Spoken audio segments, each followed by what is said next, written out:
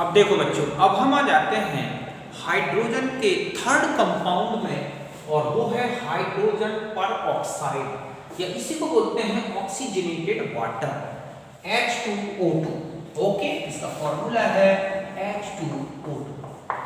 इसको डिस्कवर्ड किया था एलजे थेनार्ड ने, और ये नेचुरली जो है प्राकृतिक रूप से बच्चों कहाँ कहाँ मिलता है, ट्रेस में, कुछ बहुत ही कम अमाउंट में, एयर में भी होता है, रेन में भी होता है, स्नो में भी होता है, वाटर में भी होता है, और कुछ प्लांट्स के जूसेस में भी होता है। समझ गए ना कि ये प्राकृतिक रूप से इनमें भी मिलता है। अब आते हैं इसकी प्रिपरेशन कैसे की जाती है, प्रिपरेशन मेथड्स में। तो देखो, हमें यहाँ पर 2 टाइप्स की मेथड्स लेनी है। एक तो होंगी लैब मेथड्स कि लेबोरेटरी में कैसे बनाया जाए, और एक होती है इसकी मैन्युफैक्चरिंग मींस इंडस्ट्रियल मेथड्स। तो पहले हम लेते हैं लैब मेथड्स। देखो, लैब मेथड्स में पहला है फ्रॉम Na2O2, सोडियम परऑक्साइड। ये क्या है बच्चों, सोडियम परऑक्साइड। तो सोडियम परऑक्साइड को जब कोल्ड वाटर में रखा जाता है तो ये हाइड्रोलाइज होके NaOH और H2O2 बना देता है। एक तो ये मेथड है। दूसरा होता है कि जो सोडियम परऑक्साइड है उसमें H2SO4 डाइल्यूट लगभग 20% इसका यूज होता है, तो बनता है Na2SO4 प्लस H2O2 लगभग 3%। वाटर का जो मिक्सचर होता है, जब क्रिस्टलाइजेशन करते हैं तो ये क्रिस्टल बना के अलग हो जाता है, और H2O2 हमें लगभग उस सॉल्यूशन में जो बचता है वो कितना होता है, 3%। लेकिन यहाँ पर H2SO4 जब यूज होता है तो ये डिकम्पोजिशन ऑफ H2O2 के डिकम्पोजिशन को कैटेलाइज्ड कर देता है बच्चों। मतलब यहाँ पर मैंने लिखा है कि H2SO4, ठीक है, H2O2 के विघटन में उत्प्रेरण करता है। समझ गए बच्चों, कैटेलाइज कर देता है मींस इसकी बनते ही H2O2 को डिकम्पोज्ड करने लगता है। ऐसे में इसकी जगह पर किसका यूज किया जा सकता है, ऑर्थोफॉस्फोरिक एसिड H3PO4 या कार्बोनिक एसिड H2CO3। ये ऐसे हैं जो कि इंसॉल्युबल सॉल्ट बना लेते हैं और H2O2 के डिकम्पोजिशन को कम कर देते हैं। ऑर्थोफॉस्फोरिक एसिड H2O2 के डिकम्पोजिशन को कम करने के लिए भी मिलाया जाता है। तो अगर हम ऑर्थोफॉस्फोरिक एसिड, ये क्या है, ऑर्थोफॉस्फोरिक एसिड, इसका यूज करें तो भी हमें H2O2 मिल जाता है, और Na3PO4 प्रेसिपिटेटेड होके बाहर हो जाता है। तो ये ज्यादा इजी भी पड़ती है। ओके, तो यहां तक समझ गए कि सोडियम परऑक्साइड से किस तरह से हमें H2O2 बनाना है, इसको नोट करें।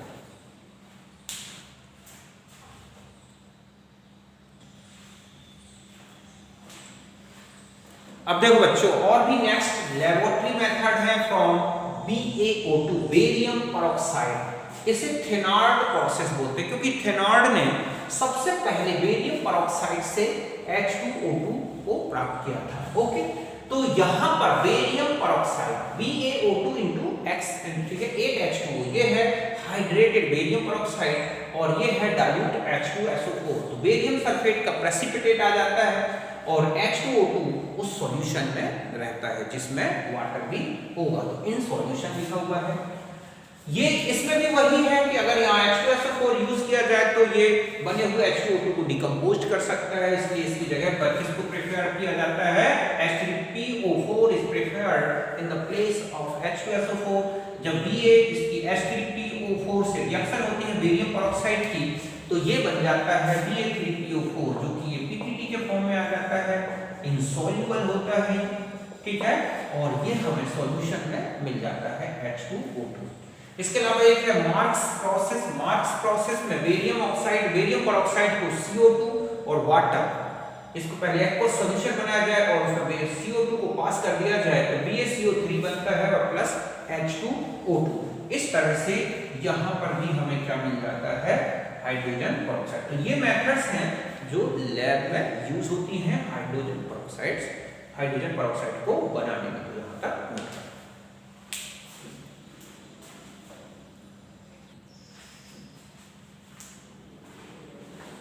अब देखो बच्चों, नेक्स्ट है मैन्युफैक्चर मींस कॉमर्शियल प्रोडक्शन, व्यापारिक उत्पादन, लार्ज स्केल में जो है H2O2 किस तरह से बनाया जाता है। तो उसकी कुछ इंपॉर्टेंट मेथड्स लेते हैं। पहला है from auto oxidation of butyl anthraquinone. ये है, यहां से नंबरिंग होगी इसकी 1 2 तो 2 ब्यूटाइल एंथ्राक्विनोन कोन के कीटोन के फॉर्म में है। जब इसका रिडक्शन कराया जाता है हाइड्रोजन से प्लेटिनम कैटालिस्ट की प्रेजेंस में और ऑर्गेनिक सॉल्वेंट, तो ये जो CO ग्रुप है, ये वाला समझ गए बच्चों, ये CO ग्रुप रिड्यूस हो जाता है OH में। कुल मिला के 4 हाइड्रोजन एटम्स लगेंगे, 2 हाइड्रोजन आप देख रहे हैं CO को रिड्यूस करने में, 2 यहाँ लगे। ये जो कंपाउंड बना, इस कंपाउंड को बोलते हैं 2 ब्यूटाइल एंथ्राक्विनोल, क्योंकि ओल आ गए, अल्कोहलिक ग्रुप आ गए। फिर इसको एयर की प्रेजेंस में जब ट्रीट किया जाता है तो इसका ऑटो ऑक्सीडेशन होता है और ये जो हाइड्रोजन एटम्स हैं ये रिमूव होते हैं ऑक्सीजन के साथ, मींस ये और ये दोनों हाइड्रोजन 2O2 के साथ, और ये क्या बन जाता है बच्चों, H2O2। लगभग 1% हाइड्रोजन परऑक्साइड मिलता है और ये फिर से एंथ्राक्विनोन बन गया जो दोबारा यूज किया जाता है, और ये रिएक्शन बार-बार क्या होती है, रिपीटेड होती रहती है।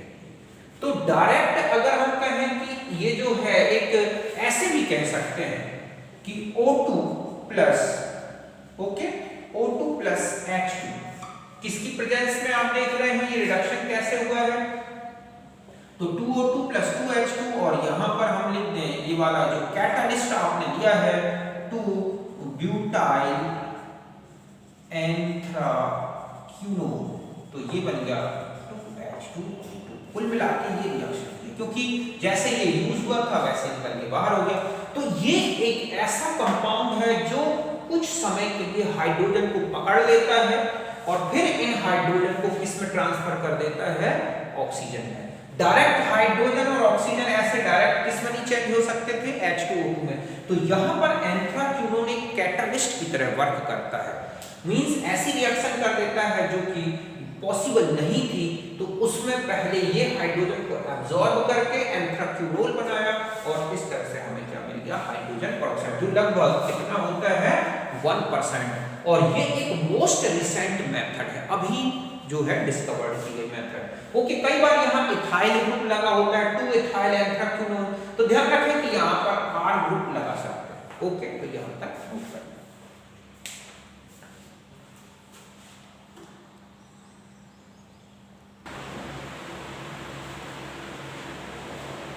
अब देखो बच्चों, नेक्स्ट आता है कि फ्रॉम आइसोप्रोपाइल अल्कोहल। ये है आइसोप्रोपाइल अल्कोहल, इसका एयर की प्रेजेंस में जब ऑक्सीडेशन कराया जाता है 70 डिग्री और अंडर प्रेशर में, तो भी हाइड्रोजन परऑक्साइड बनता है। ये दोनों एक दूसरे में सॉल्युबल होते हैं, ऐसे में सेपरेटेड किया जाता है डिस्टिलेशन से। डिस्टिलेशन करने से ये तो वेपोराइज हो जाएगा और ये सॉल्यूशन में रह जाता है। ओके, नेक्स्ट होता है electrolytic method, most useful method for manufacturing of H2O2 in these days. वर्तमान में इस समय सबसे ज्यादा यूज होने वाली ये मेथड है। इसमें 50% H2SO4 लिया जाता है, कंसंट्रेशन कितनी रखी जाती है, 50% H2SO4। तो इसकी इलेक्ट्रोलिसिस से, विद्युत अपघटन से बनता है क्या, H2O2। देखो कैसे रिएक्शन चलती है, ये तो हुआ आयोनाइजेशन, H+ और H2SO4 आयोनाइजेशन हो गया। फिर जब इलेक्ट्रोलिसिस की जाती है तो एट कैथोड, कैथोड में तो जो हाइड्रोजन है उसका रिडक्शन होगा, और जो एनोड है जहां पर ऑक्सीडेशन चलता है वहां पर HSO4 1- किस में ब्रेक होता है, H2S2O8+ इलेक्ट्रॉन। तो ये जो कंपाउंड बना इसे हम क्या बोलते हैं, पर डाइसल्फ्यूरिक एसिड। देखो इसको और आगे भी इस तरह से लिख सकता हूं, यहाँ नीचे नहीं दिख रहा हो तो यहाँ लिख दे रहा हूं, साफ इसको अच्छी तरह से समझें। अब ये जो बनता है कौन, H2S2O8, समझ गए बच्चों। H2S2O8 में जब H2O मिलाते हैं तो ये चेंज हो जाता है H2SO4 प्लस H2SO5। ये क्या बना, H2SO5। इसको बोलते हैं कौन सा एसिड है, ये कैरो एसिड। क्या है बच्चों, ये कैरो एसिड, या हम इसी को बोलते हैं परमोनो सल्फ्यूरिक एसिड। क्या है ये, परमोनो सल्फ्यूरिक एसिड।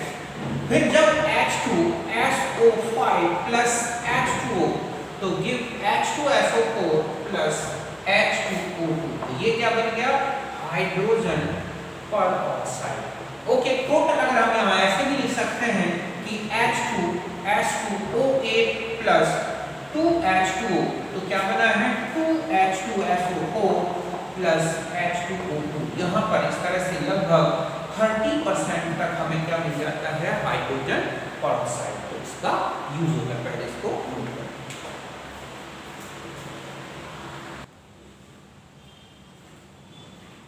अब देखो बच्चों, एक ये है मॉडर्न मेथड हाइड्रो, आपने देखा कि सल्फ्यूरिक एसिड जो है उसकी जगह पर इसका यूज किया जाता है आजकल अमोनियम हाइड्रोजन सल्फेट। ये इजी मिलने वाला एक केमिकल है, स्टेबल होता है।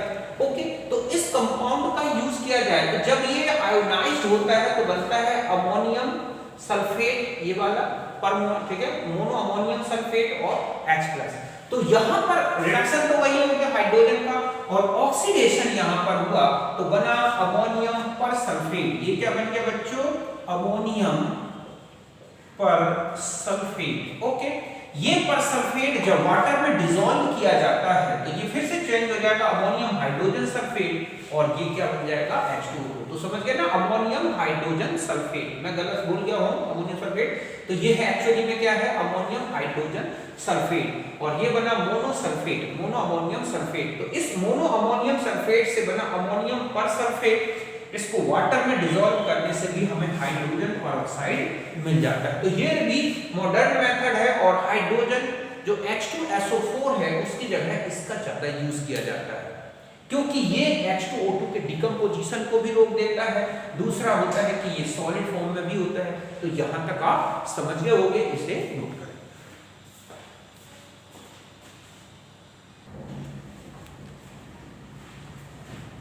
अब देखो बच्चों, नेक्स्ट आता है कंसंट्रेशन, सांद्रण। ठीक है, कंसंट्रेशन ऑफ H2O2 का सांद्रण। तो देखो, जो अभी आपने मेथड्स देखी, चाहे वो लेबोरेटरी मेथड हो और चाहे मैन्युफैक्चरिंग की मेथड हो, वहां पर जो H2SO4 मिलता है वो वेरी डाइल्यूट सॉल्यूशन के फॉर्म में मिलता है। मींस उसमें 1 से लेकर 3% तक ही H2O2 होता है, समझ गए ना। तो फिर इस H2O2 की कंसंट्रेशन को कैसे बढ़ाया जाए और कैसे 100% प्योर H2O2 लाया जाए, इसके लिए जो मेथड यूज होती है बच्चों वो है डिस्टिलेशन अंडर रिड्यूस प्रेशर। एक तो ऑब्जेक्ट का क्वेश्चन ये होता है कि H2O2 का जो कंसंट्रेशन है वो किस मेथड से होता है, तो ये है डिस्टिलेशन इन रिड्यूस प्रेशर। ये वो मेथड है जिसमें हम क्या करते हैं, कंपाउंड का या मिक्सचर का जो डिस्टिलेशन है बहुत ही लो प्रेशर में करते हैं। तो जब प्रेशर बाहर, जो एक्सटर्नल प्रेशर है जब वो कम रहेगा, तो ऐसे में जो कंपाउंड है जो कि जिसका हम डिस्टिलेशन कर रहे हैं वो अपने बॉइलिंग पॉइंट से नीचे टेम्परेचर पर ही बॉइल्ड होगा और उसकी वेपर इजी मिल जाएगी। क्यों? क्योंकि H2O2 जो होता है ना, ये अपने बॉइलिंग पॉइंट पर ही डिकम्पोज्ड हो जाता है। ऐसे में हम नॉर्मल डिस्टिलेशन नहीं यूज कर सकते। समझ गए ना कि H2O2 obtained from above method is very diluted and concentrated by distillation in, ठीक है, under distillation under reduce pressure. किसमें करते हैं? Under reduce pressure, because it is means H2O2। समझ गए ना बच्चों कि जो H2O2 है decomposed at its boiling point. Glycerol, H2O2 ये ऐसे कंपाउंड हैं जिनके बॉइलिंग पॉइंट बहुत ज्यादा है हाइड्रोजन बॉन्डिंग के कारण, और ये अपने ही बॉइलिंग पॉइंट पर ये क्या हो जाते हैं, डिकम्पोज्ड। ऐसे में अगर वो मिक्सचर में किसी में है तो उनको बाहर निकालना है तो लो प्रेशर में डिस्टिलेशन किया जाए, प्रेशर कम होगा तो कंपाउंड अपने बॉइलिंग पॉइंट से कम टेम्परेचर पर ही बॉइल्ड हो जाएगा और प्योर स्टेट में मिल सकता है। तो इसमें रिड्यूस प्रेशर, इसमें क्या करते हैं, पहले जो भी मिक्सचर हमें मिला है उसको वाटर के साथ एक्सट्रैक्टेड करते हैं, मींस उसमें और वाटर मिला दिया जाता है। ऐसे में H2SO4 और फिर क्या करते हैं, उस मिक्सचर का अंडर प्रेशर, रिड्यूस प्रेशर की प्रेजेंस में क्या करते हैं, डिस्टिलेशन। ऐसे में लगभग हमें 30% तक क्या मिल जाता है, H2O2 हाइड्रोजन परऑक्साइड कहाँ मिल गया, लगभग 30% तक जो डिस्टिल बाहर आ रहा है उस डिस्टिल में ये लगभग कितना होता है, 30%। अब क्या करते हैं, उस 30% मिक्सचर का अब बहुत ही केयरफुली वैक्यूम डिस्टिलेशन किया जाता है। समझ गए बच्चों कि इन दिस मेथड H2O2 डिस्टिलेटेड, ठीक है, diluted in this method H2O2 dilute solution extracted with water and concentrated up to 30% by distillation under reduced pressure, and further concentrated concentrated up to 85% by carefully distillation under very low pressure means vacuum distillation। फिर और भी low pressure में उसका बहुत ही carefully क्या किया जाता है डिस्टिलेशन, तब हमें कितना मिल जाता है लगभग 85% तक क्या मिलता है H2O2। अब बचा 15% वाटर, तो वो वाटर इस मेथड से सेपरेट नहीं होता। उस वाटर को सेपरेट करने के लिए ये जो हमारे पास H2O2 है लगभग 85%, इसको किस में ठंडा किया जाता है बच्चों? CO2 solid plus ether, super cooled liquid या मिक्सचर होता है ये। सुपर कूल्ड जो मिक्सचर है, ठीक है, सुपर कूल्ड ईथर और CO2 मतलब सॉलिड CO2 और सुपर कूल्ड ईथर, इन दोनों के इसमें रखने से जो बचा हुआ वाटर था H2O वो किस स्टेट में आ जाता है? सॉलिड स्टेट में। तो यही लिखा है by carefully under low pressure remaining water, समझ गए बच्चों की जो रिमेनिंग वाटर है can be frozen out by use of solid CO2 and supercooled ether and obtain pure H2O2। तो जब हम क्या करेंगे इसमें ठंडा करते हैं तो बचा हुआ 15% 15% पानी जम जाता है और हमें 100% प्योर क्या मिलता है बच्चों? H2O2। समझ गए ना कि उपरोक्त विधियों से प्राप्त H2O2, जो कि हमें विधियां बनाने की विधियां यूज की हैं, बहुत तन्य होता है, इसलिए H2O2 का निर्वात या कम दाब पर आसवन किया जाता है। क्यों किया जाता है?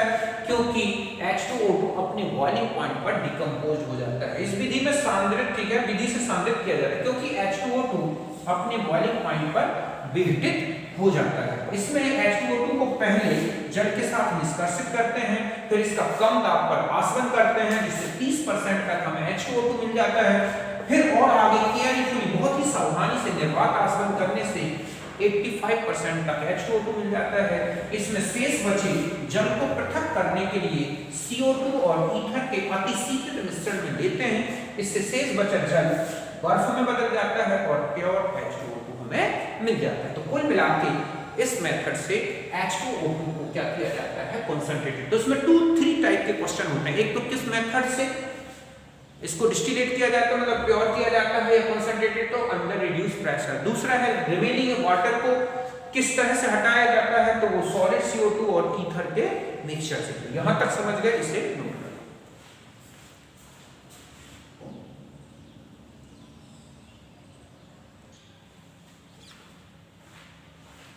अब देखो बच्चों, अब आता है H2O2 स्टोर ऑफ H2O2, ठीक है, कि H2O2 का संग्रहण कैसे किया जाए। तो ध्यान रखें कि H2O2 एक नॉर्मल टेम्परेचर प्रेशर में ही डिकम्पोज्ड हो जाता है इजीली, मींस इसका डिकम्पोजिशन होता है H2O2 gives H2O plus O2।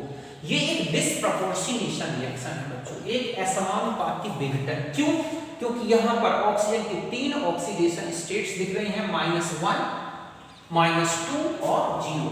जब एक ही एलिमेंट की किसी रिडॉक्स रिएक्शन में 3 ऑक्सीडेशन स्टेट्स दिखने लगे तो वहां समझ लो कि वो क्या है? एक डिसप्रपोर्शनेशन। तो ये डिसप्रपोर्शनेशन रिडॉक्स से, ये कौन सी रिएक्शन हो गई है? रिडॉक्स। तो इस रिडॉक्स रिएक्शन से ये ऐसे डिकम्पोज्ड हो जाता है। H2O2 से H2O का बनना रिडक्शन है, ऑक्सीजन का निकलना ऑक्सीडेशन है। अब ऐसे ये जो रिएक्शन है डिकम्पोजिशन, H2O2 का डिकम्पोजिशन मेटल्स, कुछ मेटल जैसे PtAuAg है ना, रफ सरफेस है, सनलाइट है, डस्ट है, ग्लास है, एल्कली है, ब्लड है, टिश्यू, इनसे एक्सीलरेटेड हो जाता है, मींस कैटेलाइज्ड हो जाता है। अगर इनकी प्रेजेंस आ गई तो ये डिकम्पोजिशन और बढ़ जाता है। खास तौर पर सनलाइट पड़ जाए या उसमें कोई मेटल आ जाए तो ये डिकम्पोजिशन और बढ़ जाता है और इसको स्टेबलाइज किया जा सकता है या इसको जो है इनहेबिटेड किया जा सकता है, एंड इनहेबिटेड, ठीक है, एंड हैबिटेड और स्टेबलाइजेस बाय, अगर इनका यूज हो जाए, H3PO3 है, ठीक है, H3PO4 है, एसिटेनिलाइड है, सोडियम स्टेनेट है, ओके, यूरिया है, ग्लिसरीन है, ये ऐसे केमिकल्स हैं जो H2O2 के डिकम्पोजिशन को कम करते हैं। ओके, तो क्या किया जाता है कि इसको स्टोर करने के लिए एल्यूमिनियम जार है, स्टोन जार है या फिर पॉलीथीन से बनी हुई बॉटल्स इनमें भरा जाता है और इनको रेफ्रिजरेटर में रखा जाता है ताकि सनलाइट भी ना हो और टेम्परेचर ज्यादा ना रहे। और इसमें कुछ स्मॉल अमाउंट में क्या मिला दिए जाते हैं? स्टेबलाइजर मींस इनहिबिटर्स, जैसे कि H3PO4 है, ग्लिसरीन है, एसिटाइनिलाइड है, यूरिया, इनको मिला देने से H2O2 एक तो डिकम्पोज्ड नहीं होगा, ज्यादा समय तक स्टेबल बना रहेगा। तो देखो बच्चों, इसमें एक क्वेश्चन आता है, एक तो ये रिएक्शन लिख दी जाएगी, लिखा जाएगा ये किस तरह की रिएक्शन है, तो ये है डिस्प्रपोर्शनेशन। एक दूसरा है कि H2O2 का डिकम्पोजिशन किससे कैटेलाइज्ड होता है, तो ये मैंने बता दिए, और किससे इनहिबिटेड होता है या ग्लिसरॉल किससे जो है स्टेबल हो जाता है, या पूछा जाता है कि इनमें से कौन सा केमिकल इनहिबिटर्स है H2O2 के डिकम्पोजिशन में। तो ये जो मैंने आपको केमिकल्स बताए हैं, H3PO3, एसिटाइनिलाइड, सोडियम स्टिनेट, यूरिया, ग्लिसरीन, ये इनहिबिटर्स हैं। तो समझ गए बच्चों कि H2O2 सामान्य ताप पर आसानी से विघटित हो जाता है, ये रिएक्शन है, ये असमानुपाती विघटन या हम कहें कि रिडॉक्स रिएक्शन है। आप देख रहे हैं कि यहाँ -1 से -2 और 0 में जा रहा है। तो ऑक्सीजन की 3 ऑक्सीडेशन स्टेट्स दिख रही हैं। यहाँ पर H2O2 से H2O का बनना रिडक्शन है और ऑक्सीजन निकलना ये ऑक्सीडेशन है। तो ये जो धातुएं हैं PTAG या इसके अलावा खुरदरी सतह है, प्रकाश है, सनलाइट मतलब कांच, क्षार, रक्त, ऊतक, ये अभिक्रिया को और तीव्र कर देते हैं। जबकि ये जो कंपाउंड है PO4, एसिटाइनिलाइड, यूरिया, ग्लिसरीन, ये स्थायित्व को बढ़ाते हैं, विघटन को कम कर देते हैं। इसलिए इनको रंगीन H2O2 को रंगीन बोतल में रखा जाता है फ्रिज में, और उसमें कुछ स्थायी कारक जैसे कि ग्लिसरीन है, H3PO4 है, यूरिया है, इनको मिलाकर रख दिया जाता है। इस तरह से इसको स्टोर किया जाता है। तो समझ गए ना, तो यहाँ तक नोट।